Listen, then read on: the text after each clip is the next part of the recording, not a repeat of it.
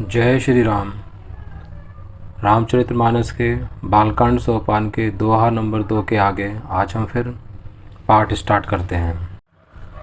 मज्जन फल पेखिए तत्काला, काक होहि पिक बकऊ मराला। सुनिया चरज करे जन कोई, सतसंगति में ही मानहि गोई। बाल्मीक नारद घट जोनी, निज निज मुखनि कही निज होनी। जलचर थलचर नभचर नाना, जे जड़ चेतन जीव जहाना।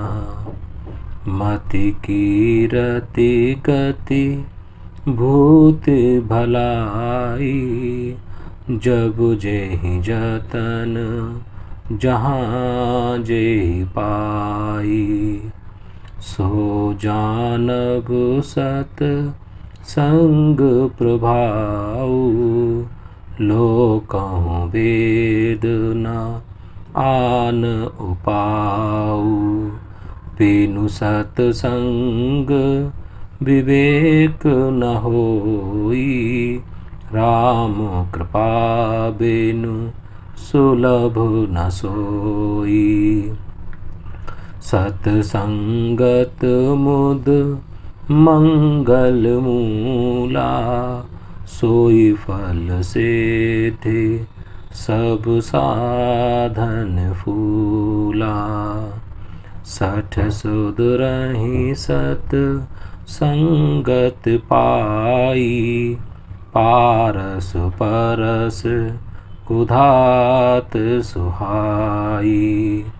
विधि बस सुजन कुसंगत परहि, फनि मन समु निज गुण अनुसरहि।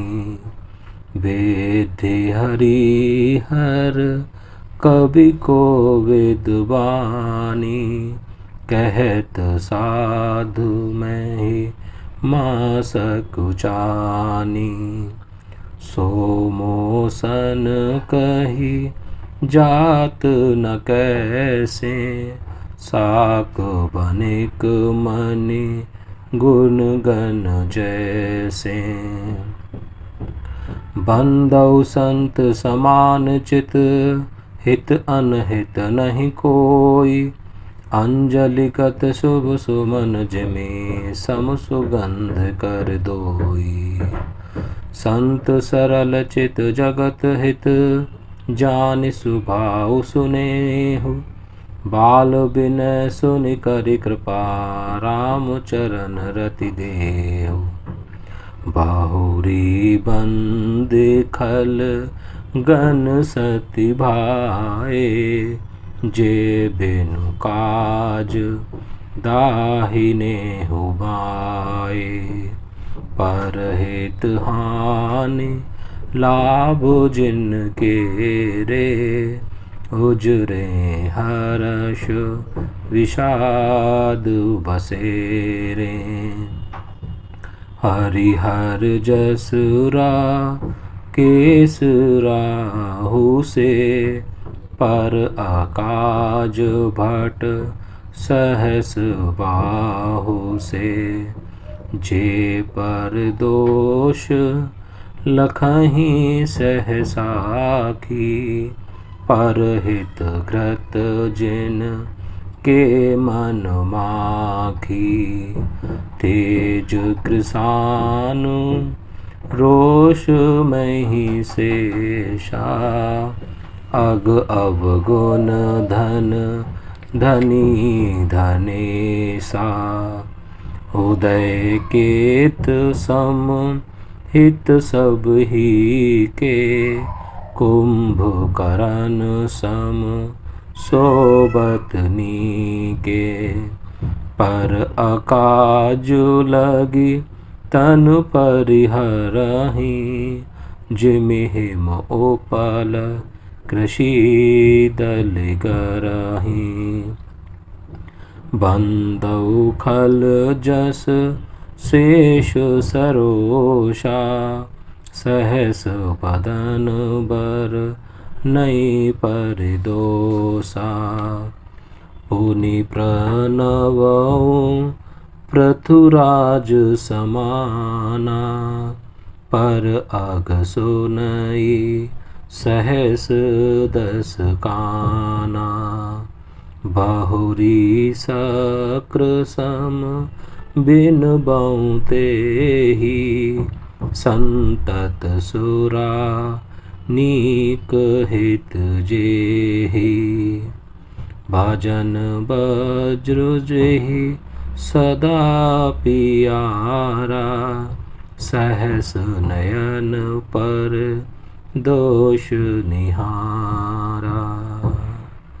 उदासीन अरमीत हित, सुनत जरहि खल रीत।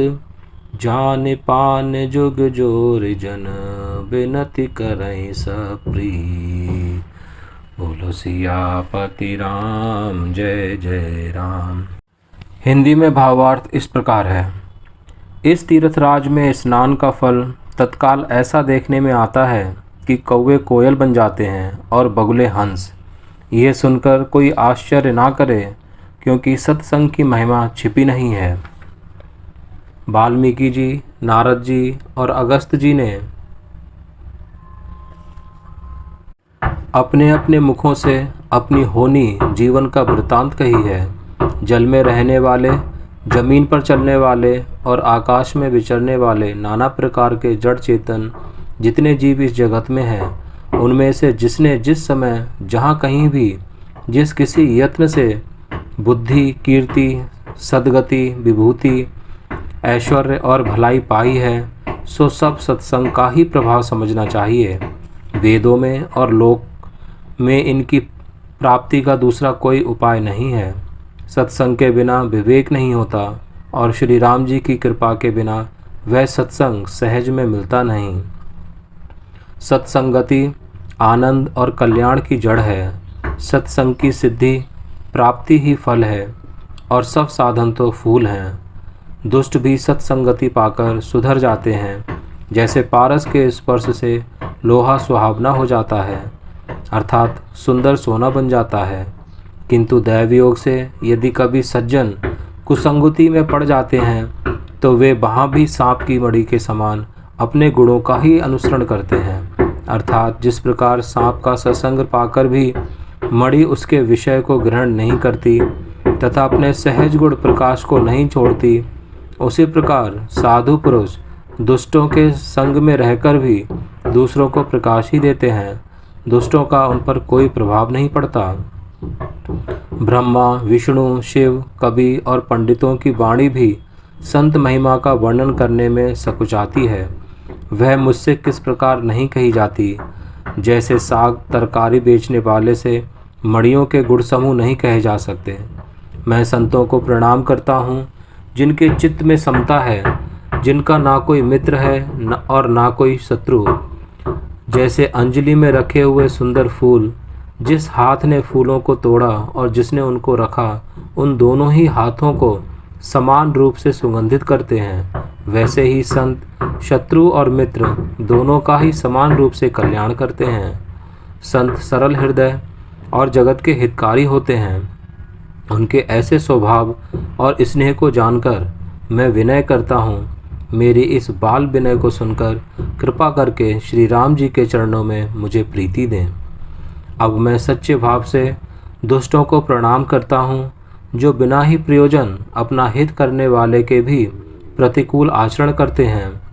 दूसरों के हित की हानि ही जिनकी दृष्टि में लाभ है, जिनको दूसरों के उजड़ने में हर्ष और वसने में विषाद होता है, जो हरि और हर के यश रूपी पूर्णिमा के चंद्रमा के लिए राहु के समान हैं, अर्थात जहाँ कहीं भगवान विष्णु या शंकर के यश का वर्णन होता है, उसी में वे बाधा देते हैं और दूसरों की बुराई करने में सहस्त्र भाव के समान वीर हैं, जो दूसरों के दोषों को 1000 आँखों से देखते हैं और दूसरों के हित रूपी घी के लिए जिनका मन मक्खी के समान है, अर्थात जिस प्रकार मक्खी घी में गिरकर उसे खराब कर देती है और स्वयं भी मर जाती है, उसी प्रकार दुष्ट लोग दूसरों के बने बनाए कामों को अपनी हानि करके भी बिगाड़ देते हैं। जो तेज दूसरों को जलाने वाला ताप में अग्नि और क्रोध में यमराज के समान है, पाप और अवगुण रूपी धन में कुबेर के समान धनी है, जिनकी बढ़ती सभी के हित का नाश करने के लिए केतु पुच्छल तारे के समान है और जिनके कुंभकर्ण की तरह सोते रहने में ही भलाई है। जैसे ओले खेती का नाश करके आप ही गल जाते हैं, वैसे ही वे दूसरों का काम बिगाड़ने के लिए अपना शरीर तक छोड़ देते हैं। मैं दुष्टों को 1000 मुख वाले शेष जी के समान समझकर प्रणाम करता हूँ, जो पराये दोषों का 1000 मुखों से बड़े रोष के साथ वर्णन करते हैं। पुनः उनको राजा पृथु, जिन्होंने भगवान का यश सुनने के लिए 10,000 कान मांगे थे, के समान जानकर प्रणाम करता हूँ, जो 10,000 कानों से दूसरों के पापों को सुनते हैं। फिर इंद्र के समान मानकर उनकी विनय करता हूँ, जिनको सुरा, मदिरा, नीकी और हितकारी मालूम देती है। इंद्र के लिए भी सुरानीक अर्थात देवताओं की सेना हितकारी है, जिनको कठोर वचन रूपी वज्र सदा प्यारा लगता है और जो 1000 आँखों से दूसरों के दोषों को देखते हैं। दुष्टों की यह रीति है कि वे उदासीन, शत्रु अथवा मित्र किसी का भी हित सुनकर जलते हैं। यह जानकर दोनों हाथ जोड़कर यह जन प्रेम पूर्वक उनसे विनय करता है। जय सिया राम।